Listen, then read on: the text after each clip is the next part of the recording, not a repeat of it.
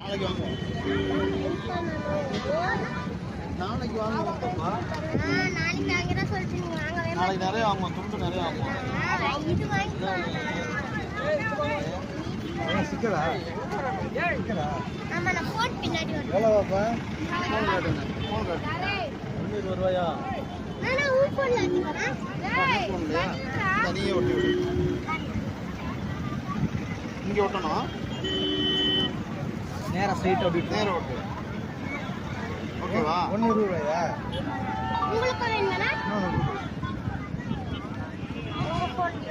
Okay, நீ சொன்னதுனால தான் வாங்கியிருக்கேன். நல்லா கரெக்டாக ஓட்டணும்.